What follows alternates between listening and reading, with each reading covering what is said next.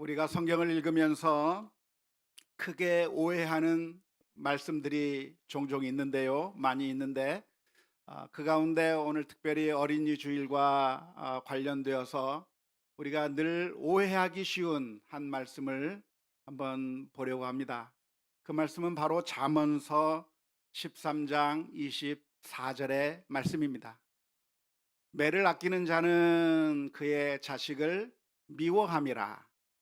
자식을 사랑하는 자는 근실이 징계하느니라. 이 말씀은 무슨 말씀일까요? 자식을 사랑한다면 매를 들어야 한다. 매를 아끼지 말아야 한다. 그런 말씀입니다. 그러니까 우리가 이 말씀을 어떻게 이해하냐면 부모가 아이들을 바르게 키우려고 한다면, 아이들이 잘못된 길로 가지 않게 만들려고 한다면, 그러면 부모는 자녀를 마음대로 때려도 된다는 말로 오해하기가 쉽습니다. 혹시 그렇게 오해하셨나요? 제가 한동안 그렇게 오해했었습니다.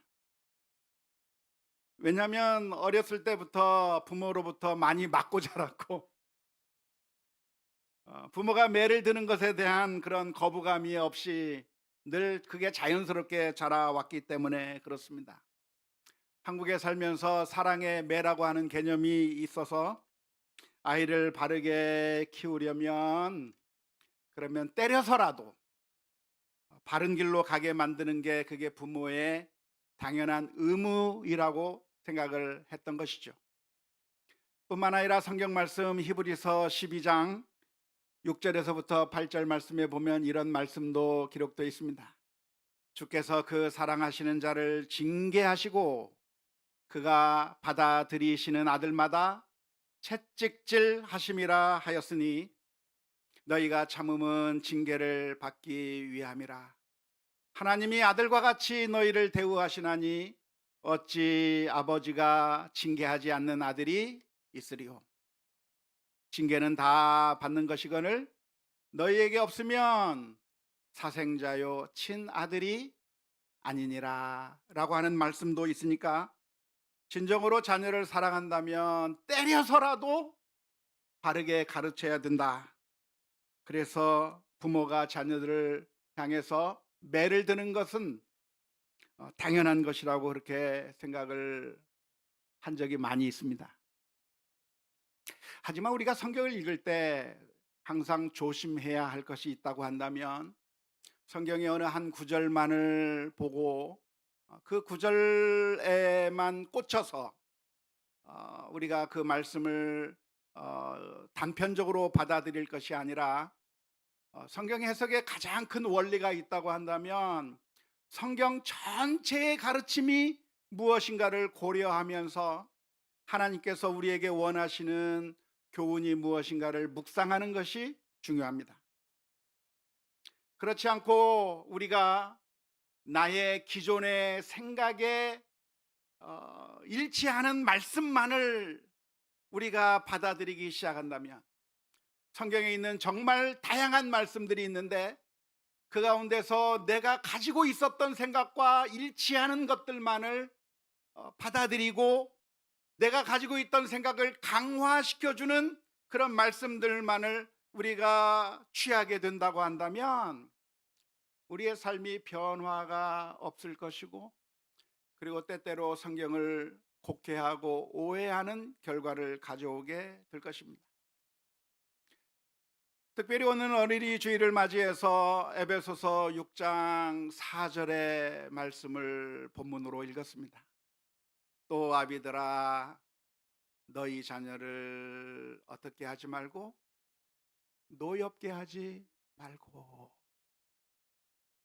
오직 주의 교훈과 훈계로 양육하라. 우리가 이 말씀에 대해서는 그렇게 귀를 많이 기울이지 못했던 것 같아요. 에베소서 6장 4절의 말씀은 우리에게 무엇을 가르치는가? 자녀들을 양육하면서 자녀들을 노엽게 만들지 말라. 자녀들이 분노하게 만들지 말라고 권고하고 있다고 하는 사실을 우리가 많이 망각해 버린 겁니다. 잠언서의 말씀만을 받아들여서 그러기 때문에 아이들을 바르게 양육한다고 하면서 아이들에게 폭력을 쓰거나 아이들로 하여금 공포에 떨게 만들거나 때로는 아이들로 하여금 분노에 차게 만드는 그런 일들을 해도 괜찮은 것이냐, 무한대로 부모에게 아무렇게나 해도 괜찮은 것이냐, 우리가 착각하게 만드는 적이 많이 있었는데요, 성경은 그것을 의미하는 것이 아니라고 하는 것을 우리가 분명하게 기억해야 할 것입니다. 만일 어떤 사람에게 권한이 주어진다고 한다면 마음대로 해도 돼요. 당신이 어떤 권한을 가지고 있으니까 그 권한을 마음대로 써도 된다고 이야기한다면 그 말은 그 권한을 아무렇게나 막 사용해도 된다고 하는 그런 의미일까요? 그게 아니라 그 어떤 상식적인 테두리 안에서 서로의 신뢰 관계 속에서 사람들의 신의를 저버리지 않는 그 상황 속에서 마음껏 꿈을 펼쳐가고 마음껏 일을 해가라고 하는 그런 의미인 것이지, 내가 내 마음대로 악을 행하며 나쁜 짓을 해도 된다고 하는 그런 의미가 아닌 것처럼, 아이를 사랑한다고 한다면 매를 아끼지 말아야 된다고 하는 이 말씀이 부모에게 자녀들을 함부로 대하고 폭력적으로 대하고 기분 내키는 대로 우리의 분노를 자녀들에게 발산해도 되는 무한대로 허용된 그런 면허증이 아니라고 하는 점을 우리가 분명하게 기억해야 할 것입니다. 사실 잠언서 13장의 말씀은 어떤 의미냐 하면 일부를 가지고 전체를 의미하는 제휴법적인 표현이라고 할 수가 있겠는데요, 자녀를 바르게 양육해야 된다, 자녀를 바르게 길러야 한다고 하는 것을 전달하기 위해서 그 중에 한 표현인 자녀들에게 매를 드는 것을 통해서라도 잘 양육해야 된다고 하는 것을 나타낸 것이기 때문에, 그래서 이 표현의 말씀은 자녀들에게 함부로 막대해도 된다고 하는 그런 말로 오해하지 않아야 할 것입니다. 안타깝게도 목회자들 중에서는 자신의 자녀를 폭력적으로 대하는 경우가 많이 있습니다. 교회의 중직자들 중에서도 그러한 사람들이 많이 있는 것이죠. 그렇게 되는 이유가 어디에 있습니까? 첫 번째는 성경 말씀을 너무나도 단편적으로 읽었기 때문일 것이고, 두 번째로는 자녀를 바르게 양육한다고 하는 그런 명분은 내세웠지만 사실은 그 속에 죄성이 가득 차 있어서 자신의 체면을 위해서 아이들에게 폭력을 휘둘렀던 것이라고 할 수가 있는 것이죠. 자신의 분노를 무절제하게 아무런 힘이 없는 약한 아이들에게 무분별하게 쏟아 부어버려서, 그래서 사실은 우리 자녀들에게 상처를 입히고 그리고 신앙을 잃어버리게 만드는 그런 안타까운 결과를 가져오는 경우가 우리 가운데도 많이 있다고 하는 것이 안타까운 일일 것입니다. 항상 제가 강조를 해오는 것이지만 우리는 언제 잘못되기가 쉬운가? 우리가 옳다고 생각되면 잘못되기가 쉽습니다. 내가 옳다고 생각하는 그 순간 우리는 폭력을 쓰기 쉽고, 정당한 목적이 있으면 수단이라고 하는 것은 아무거나 취해도 되고, 내 목적이 정의롭다고 한다면 어떤 방법을 써도 괜찮을 거라고 하는 그런 착각을 할 때가 우리에게 너무나도 많은 것이죠. 그것을 가리켜서 로빈훗 신두름이라고 할 수가 있겠는데요. 가난한 사람들을 도울 수만 있다고 한다면 도둑질하는 것도 정당한 걸로 인정되는 것입니다. 그런 잘못들을 우리들이 범할 수가 있는 것이죠. 아이들을 제대로 양육한다고 하는 목적이 있으면 방법은 잘못돼도 면죄부가 될 수 있다고 하는, 우리 아이들에게 정말 바른 것을 가르쳐 줄 수만 있다고 한다면 우리가 폭력을 써도 되고 분노해도 되고 마음껏 우리 아이들의 인격을 무시해도 된다고 하는 그런 잘못된 생각을 하는 경우가 얼마나 많이 있는지 모릅니다. 하지만 오늘 에베소서 6장 4절의 말씀은 우리들에게 분명하게 권고하고 있습니다. 자녀들을 노엽게 하지 말라. 자녀들을 분노하게 만들지 말라. 화나게 만들지 말라. 주의 교훈과 훈계로 양육을 하는 데 있어서 우리 자녀들에게 폭력을 쓰고 노엽게 만들면 효과를 거두는 것이 아니라 오히려 역효과만 나는 것이 분명하기 때문에 그렇습니다. 만일 부모가 자녀들에게 폭력을 쓰고 그리고 자녀들을 윽박지르고 위협하고 하면서 우리 아이들에게 복음을 가르친다고 한다면, 만일 자녀들에게 이렇게 무례하게 자녀들을 분노하게 만들면서 그러면서 무엇인가 바른 길로 인도하려고 한다면 자녀들이 정말 부모가 원하는 대로 정말 좋은 아이로 바뀔 수 있을까요? 매를 때리고 폭력을 쓰고 여러 가지 윽박질러 가면서, 그래서 우리 자녀들로 하여금 선한 일을 하라고 이야기하면 우리 아이들이 그 부모의 말을 듣고 선한 길로 가게 될까요? 사실은 그렇지 않습니다. 부모가 때리기 때문에 무서워서 교회에 나오고, 부모가 폭력을 쓰기 때문에 화를 내기 때문에 부모가 무서워서 말을 듣는 것처럼 행동을 하겠지만, 그러나 그 마음은 변화가 되지 않는 것이죠.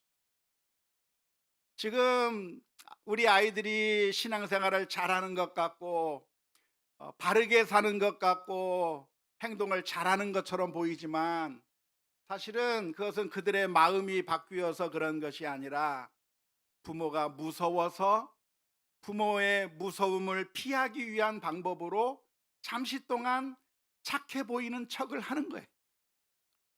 교회를 다니는 척을 하는 거예요. 신앙생활을 잘하는 것처럼 보이는 척을 하는 거죠.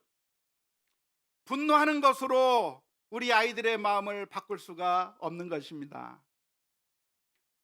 분노하는 것으로 아이들이 주님을 사랑하는 법을 배울 수가 없고, 사랑의 하나님에 대해서 배울 수도 없고, 무엇이 복음인가를 깨달을 수도 없게 되는 것이죠. 성경은 무엇을 가르치고 있습니까? 성경은 야고보서 1장 19절에서 20절의 말씀에서 이렇게 가르치고 있습니다. 내 사랑하는 형제들아, 너희가 알지니 사람마다 듣기는 속히 하고 말하기는 더디하며 성내기도 어떻게 하라?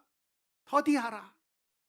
사람의 성내는 것이 하나님의 의를 이루지 못함이라. 자녀들에게 분노하면서 자녀들을 윽박지르면서 이 아이들이 믿음의 길을 잘 가도록 그렇게 가르치면 우리 아이들이 매가 무서워서, 부모가 화나는 것이 무서워서 신앙생활을 하는 척 할 수는 있겠지만, 그러나 선한 목적을 이룰 수 있겠는가? 성경은 분명하게 우리들에게 가르쳐 주고 있습니다. 사람의 성내는 것이 하나님의 의를 이룰 수 없고, 사람이 성내는 것을 통해서 우리 아이들이 바른 길로 가게 만들 수가 없다고 말씀해 주고 계시는 것입니다. 오히려 아이들은 무엇을 배우는가? 아이들은 이 순간에 아하, 나도 살아가면서 화를 내도 괜찮은 거다 라고 오해하는 거죠. 내가 정당하다면 나도 폭력을 써도 괜찮고, 우리 부모님이 나를 보면서 폭력을 썼던 것처럼 나도 내가 옳다고 한다면 폭력을 쓰고, 내가 옳다고 한다면 갑질을 해대고, 그래서 이 세상에서 폭력으로 모든 일을 해결하려고 하는 그런 잘못된 사회 부적응자를 양산해낼 가능성이 많이 있는 것이죠. 따라서 우리는 이 에베소서 6장 4절의 말씀을 우리가 진지하게 고민하며 우리 아이들을 어떻게 잘 양육해 나갈 것인가. 자녀들은 하나님께서 우리에게 주신 선물이고 축복이잖아요. 우리들이 하나님께로부터 받은 가장 큰 선물이 뭐예요? 자녀들이에요. 정말 행복한 그 선물인데, 그 선물을 우리가 어떻게 할 것인가? 우리가 잘못된 방식으로 우리 아이들을 그르치고 망칠 게 아니라 오늘 에베소서 6장 4절의 말씀을 진지하게 묵상하면서 우리 아이들을 양육해야 될 줄로 믿습니다. 우리 가정에서도 마찬가지고 주일학교에서도 역시 마찬가지인 것이죠. 반면에 우리가 선물을 주고 칭찬을 하고 보상을 하면 우리 아이들이 믿음이 잘 커갈 수 있을까요? 정반대로 하게 되면 그러면 우리의 믿음이 커질 것처럼 생각하기가 쉬운데, 역시 그것도 효과가 있는 것은 아닙니다. 아이들이 칭찬을 받고 보상을 받고 선물을 받기 때문에 신앙생활을 열심히 하는 것처럼 보일 수는 있겠지만, 사실은 그 아이들의 마음 가운데 어떤 생각을 하냐면, 내가 원하는 것을 얻기 위해서는 신앙생활을 이용해도 괜찮겠다고 하는 그런 잘못된 인식만을 우리에게 심어줄 위험성이 있는 것이죠. 강압과 폭력이 잘못된 인식을 심어주는 것과 마찬가지로, 정반대로 칭찬과 선물과 인정함이 오히려 우리 자녀들로 하여금 신앙생활을 잘하는 것처럼 보이지만 사실은 내가 얻고 싶은 것을 위해서 신앙생활을 하는 척하는 그런 방법만을 깨닫게 만드는 것이기 때문에 사실상 별로 효과가 그렇게 좋은 것은 아닙니다. 나중에 이 아이들이 성장하게 되면 더 이상 선물이 매력적이지 않고 더 이상 칭찬받는 것이 매력적이지 않을 때 신앙생활이라고 하는 것은 자신에게 별로 그렇게 유익하게 느껴지지 않기 때문에 그렇습니다. 그럼 무엇을 가르쳐야 되는가? 정말 하나님이 사랑의 하나님이며 정말 주님께서는 나와 같이 연약한 사람을 위해서 십자가 위에서 못 박혀 돌아가신 그 주님의 은혜가 크다고 하는 사실을 어려서부터 진실로 가르쳐야 될 줄로 믿습니다. 그래서 우리 부모는 자녀들을 어떻게 양육해야 되는가? 주일학교 교사 선생님들이 우리 아이들을 양육한다면 어떻게 양육해야 되는가? 사랑으로 대해야 되는 것입니다. 아이들을 사랑으로 대해서 정말 하나님이 어떠한 하나님인가? 우리 부모님을 보면서 하나님이 나의 영적인 아버지이시고 정말 우리 부모님이 나를 진정으로 사랑해 주는 것처럼 하나님이 나를 진정으로 사랑해 주신다고 하는 사실을 깨닫게 만들고 아이의 마음속에 예수 그리스도를 심어 주어야 할 것입니다. 안타깝게도 우리들은 아이들을 사랑함에도 불구하고 아이들을 분노하게 만드는 경우가 많이 있습니다. 어떻게 하면 아이들로 하여금 분노하지 않고 주의 교훈과 훈계를 잘 받아들이게 만들 수 있을까요? 참 어려운 과제입니다. 제가 예전에 미국에 처음 가게 되었을 때 제가 주일학교를 맡아서 아이들을 가르치게 되었었는데요. 그때 저희 교회 담임 목사님, 저보다 총신 몇 년 선배이신 목사님이 계셨는데, 그분이 저한테 부탁한 말이 있습니다. 아이들을 대할 때 공평하게 대해줘라고 부탁을 했어요. 그래, 그렇게 공평하게 대해줘야 아이들을 잘 양육할 수 있을 거라고 들려주었습니다. 처음에는 제가 그 이야기가 무슨 이야기인지 잘 깨닫지 못했어요.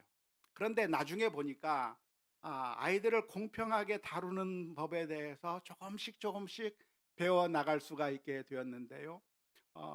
아이들이 분노에 차게 만들지 않으려고 하면 어떻게 해야 되는가? 아이들을 공평하게 대해줘야 되는 거죠. 어떻게 공평하게 대해줘야 됩니까? 한 가지 팁을 말씀드린다고 한다면, 아이들 하나하나에게 최선을 다해주는 것이죠.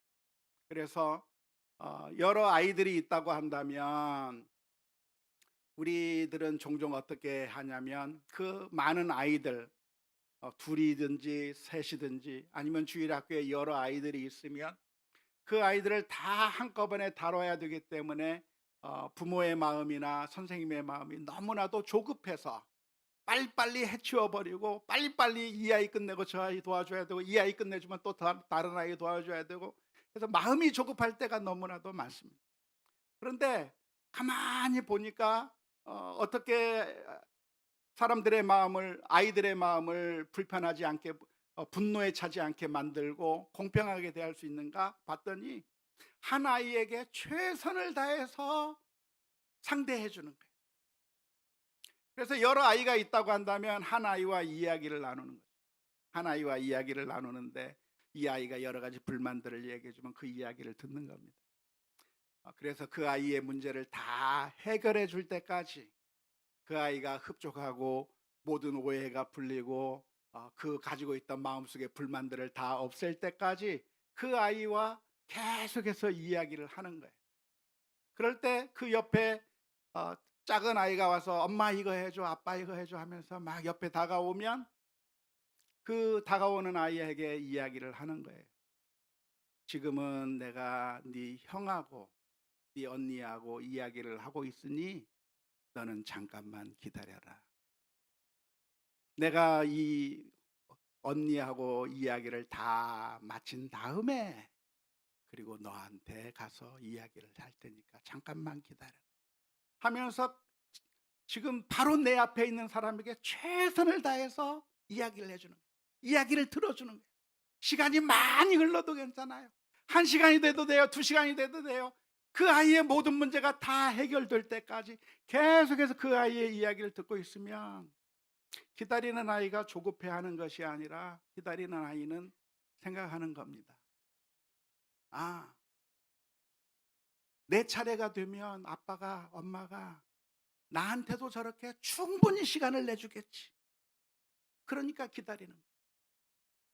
지금 이 아이에게 최선을 다해서 이 아이의 문제를 끝까지 해결해주고, 그 다음에 다 됐니? 문제 다 해결됐니? 그래, 더 문제 없니? 이야기하고, 그래서 그 아이를 다 마치고 그 다음 아이를 이야기하고 충분히 이야기를 해주면, 그때부터 아이들이 하나씩 하나씩 기다릴 줄 아는 아이가 되는 거예요.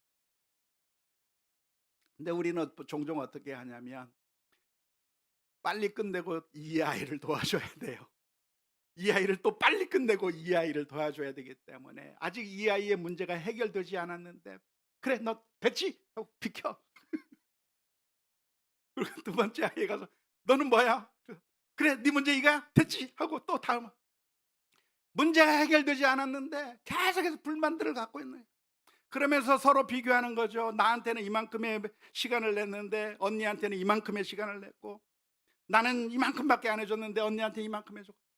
그게 아니라 이 아이의 문제를 완전히 다 해결해 줄 때까지 다른 아이들은 기다리라고. 네 차례가 오면 내가 해줄게. 한 아이 한 아이에게 최선을 다해서 이야기해주고 들어주고, 그 문제를 이야기할 때까지 다른 아이들은 잠깐 기다리라고 하는 기다림의 훈련, 그런 걸 할 때 아이들의 마음 가운데 분노를 하나씩 하나씩 내려놓게 만들게 되는 것이죠. 또 하나의 팁이 있다고 한다면, 우리 여러 아이들이 있다고 한다면 아이들 하나를 데리고 따로 여행을 가든지 하는 겁니다. 아이들을 다 데리고 가는 것이 아니라, 밥 먹으러 가서 통일시키는 게 아니라 이 아이와만 하루를 같이 보내고, 다른 날에는 이 아이와만 또 하루를 보내고, 그래서 부모가 나에게 정말 최선을 다하고 있구나, 나의 문제를 다 들어주길 원하는구나, 그런 것들을 다 느낄 수 있도록, 그렇게 해서 아이들에게 한 명 한 명 최선을 다해 주고, 아이의 말에 귀를 기울이게 될 때 아이들의 분노하게, 불만에 가득 차 있게 만드는 것이 아니라, 부모가 자녀들을 충분히 사랑해 주고 들어주신다고 하는 것을 깨닫게 만들고, 그런데 하나님이 이런 인간 부모보다 훨씬 더 사랑이 많으신 하나님이라고 하는 사실을 들려주고 사랑으로 믿음의 길로 인도해야 될 줄로 믿습니다. 뿐만 아니라 우리 아이들의 말을 막아버리고 내가 말을 하기보다 잘 들어주고 공감해야 하는 것이죠. 야고보서 1장 19절의 말씀에서 이렇게 표현하고 있습니다. 내 사랑하는 형제들아, 너희가 알지니 사람마다 듣기는 속히 하고 말하기는 더디하며 성내기도 더디하라. 내가 하고 싶은 이야기를 하는 것이 아니라 아이들의 말에 끝까지 귀를 기울이고, 아이가 무슨 불만이 있는지, 무엇을 원하는지, 무엇 때문에 자신감이 없는지, 무엇 때문에 하기를 주저하는지, 무엇 때문에 피하고 싶어 하는지, 왜 안 하려고 하는지, 아이의 마음을 들어주기 위해서 최선을 다해서 들어주는, 내 이야기를 강요하는 것이 아니라 빨리 하라고, 용기를 가지라고, 열심을 내라고, 공부를 열심히 하라고 강요하는 것이 아니라, 이 아이의 마음 가운데 무슨 문제가 있는지 잘 들어야 되는 것이죠. 잠언서 18장 13절의 말씀에 이렇게 번면합니다. 사연을 듣기 전에 대답하는 자는 미련하여 욕을 당하느니라.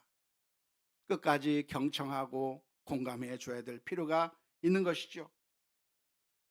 그렇지 않고 우리가 미리 결론을 내려버리고 미리 교훈해 버린다고 한다면, 아이들의 마음은 닫혀버리고 더 이상 부모님과 이야기하지 않으려고 할 것이고, 교사 선생님들과 이야기하지 않으려 하기 때문에 그렇습니다.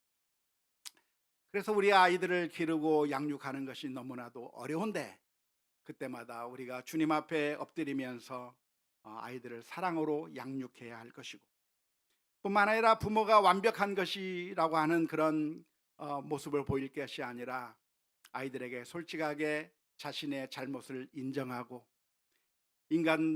아이들과 마찬가지로 부모도 똑같은 죄인이라고 하는 사실을 고백하면서, 바로 그러한 사실 때문에 예수님께서 나를 위해서 이 세상에 오셨고 나를 위해서 십자가를 지셨다고 하는 그 놀라운 복음의 진리들을 아이들과 공유하면서 아이들을 믿음의 길로 바르게 인도해 나가는 그런 믿음의 역사가 우리 가정 가운데서, 그리고 우리 주일학교 내에서 일어나면서 우리 아이들을 믿음의 길로 잘 인도해내는 그런 우리 모두가 다 될 수 있기를 주님의 이름으로 축원합니다.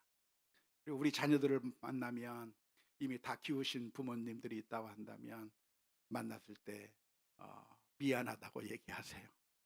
얘야, 내가 예전에 내가 어리석어서, 내가 잘 알지 못해서 너에게 많은 실수를 해서 미안하다, 잘못했다 고백하며, 그래서 따뜻한 사랑의 마음을 우리 자녀들에게 보여주면서, 이 아이들이 정말 부모님을 보면서 예수님의 사랑을 느끼고 또한 하나님의 놀라운 은혜를 느끼는 그런 귀한 가정이 행복하고 복된 가정들로 변해 나가는 우리 모두가 다 되어야 될 줄로 믿습니다. 아이들에게 매를 든다고 한다면, 그것은 우리가 분노 가운데 내가 화풀이 하기 위해서 되는 것이 아니라, 아이들에게 교훈을 하고, 그리고 부모가 미워하는 것이 아니라 따뜻한 사랑을 하고 있다고 하는 것을 보여주고 풀어줄 수 있는 그런 마음의 자세도 필요할 것입니다. 자녀는 하나님께서 우리들에게 주신 소유가 아니라 선물이고 또한 사명입니다. 어쩌면 이 사명이 우리들에게 가장 큰 축복이요 행복일 텐데 지금까지 우리가 살아오면서 잘못된 방법으로 우리 아이들의 마음을 아프게 했다고 한다면, 그래서 그들의 마음을 닫아버리게 만들었다고 한다면 지금도 늦지 않았어요. 가장 늦었을 바로 지금부터라도 다시 부모가 자녀들에게 사랑을 보여주고 이야기를 들어주고, 그래서 부모와의 자녀의 관계가 다시 회복되면서 주 안에서 복된 그런 가정들을 하나씩 하나씩 만들어가고, 그런 가운데 우리가 실패할 때마다 주님께서 도와주심을 구하며 기도하는 가운데 가정들이 회복되어 나가는 우리 예수 비전의 공동체가 될 수 있기를 주님의 이름으로 축원합니다. 우리 주님께서는 우리를 어떻게 대하셨습니까? 주님께서도 우리를 대하실 때 어, 싸그리 뭉쳐놓고 도매금으로 우리를 대한 것이 아니라, 사실은 한 분 한 분 하나님께서, 우리 주님께서 우리에게 찾아오고 계시다고 하는 사실을 알고 계십니까? 그 옛날 예수님께서 부활하셔서 제자들에게 나타나셨을 때 그 부활의 현장 가운데, 제자들과 만나는 그 현장 가운데 도마라고 하는 제자가 마치 그 자리에 없었어요. 그때 예수님께서 어, 내가 한번 나타났으니까 끝이야 하고 더 이상 안 나타나신 것이 아니라, 바로 그 자리에 없었던 도마를 위해서, 나는 주님의 손에 손가락을 넣어보고 난 주님의 옆구리에 손을 넣어보지 않고는 주님을 믿지 못하겠다고 말한 그 도마의 말에 귀를 기울이시고, 그 제자를 위해서 다시 한번 찾아오셔서 내가 너를 사랑한다고 말씀해 주시는 그 주님의 그 놀라운 사랑이 사실 저와 여러분들에게도 있다고 하는 사실을 알고 계십니까? 하나님께서, 우리 주님께서 우리를 그렇게 사랑해 주셨다고 한다면 우리도 한 사람 한 사람 주님의 사랑으로 대하며 아름다운 가정들을 만들어 나가는 우리 모두가 다 될 수 있기를 주님의 이름으로 축원합니다.